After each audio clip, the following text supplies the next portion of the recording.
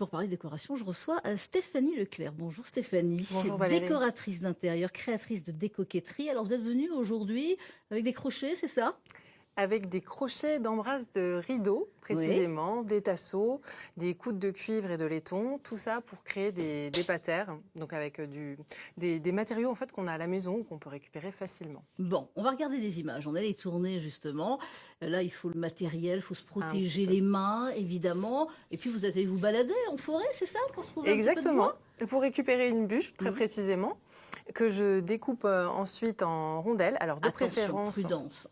avec des épaisseurs différentes, puisqu'après on va faire une composition au mur. Donc avec des épaisseurs différentes, ça sera plus sympathique. Là, je pré-perce pour ensuite mettre une vis à double feuilletage. Ouais. Voilà, donc là, c'est le fameux coude en cuivre qu'on peut remplacer éventuellement par du laiton selon la couleur que l'on souhaite avoir. Pourquoi ça a l'air toujours facile avec vous? Hein? Alors là, pour le coup, c'est assez Non simple ce que bon. j'ai proposé aujourd'hui. Donc D'accord. on utilise un bouchon d'une bouteille de vin, par exemple, Ouais. et toujours la vis à double feuilletage. Et puis ensuite, on voit qu'on arrive à faire une composition en mélangeant le bois, Ah ouais. le cuivre, et c'est assez tendance en ce moment. Alors là, j'ai pas pu récupérer l'écorce, mais quand on peut le faire, c'est vraiment plus sympa de garder la bûche entière. En fait. Bon, c'est facile à faire, c'est rapide. C'est facile, c'est rapide. Il n'y a pas besoin d'être un grand bricoleur. Il faut juste se protéger, comme on l'a dit juste avant. Ouais. On l'a Et constaté, puis, il faut vraiment mettre des gants, hein, faire très attention, et puis faire attention à la scie aussi. Hein. Mm. Et puis, donc, vous nous proposez... Alors, je précise quand même, parce qu'on a vu à la fin une patère un petit peu travaillée en noir avec du doré. Donc, j'ai ramené le matériel nécessaire. C'est des tasseaux, tout simplement, qu'on va couper en biais avec une boîte à anglais et qu'on colle les uns aux autres de manière décalée avec de la colle à bois, tout simplement, qu'on peint en noir. Et enfin, à la fin, on termine avec des crochets d'embrasse de rideaux. Récupérés aussi. Ah oui. Donc, voilà. Bon, Idée, voilà, vous voulez accrocher plein de choses sur votre mur, c'est possible en tous les cas, et c'est assez facile. C'est facile à faire. et peu coûteux. Et peu coûteux. Et puis là, vous êtes venu avec... Alors avec un détail qu'on oublie très souvent en décoration d'intérieur, et pourtant c'est ce qui finit le tout, c'est l'appareillage électrique. Donc là, je vous ai ramené essentiellement des interrupteurs. On a 3 marques différentes, avec 3 styles assez différents aussi.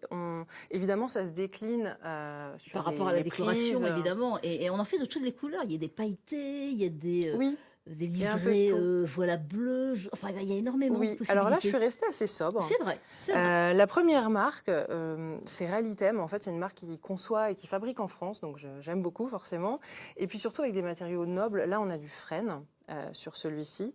On a du béton également, que je trouve très sympa, assez minéral, donc pour un esprit loft ou un esprit très contemporain. On a de la fonte et puis de la céramique. Donc c'est vraiment une forme assez organique pour un intérieur.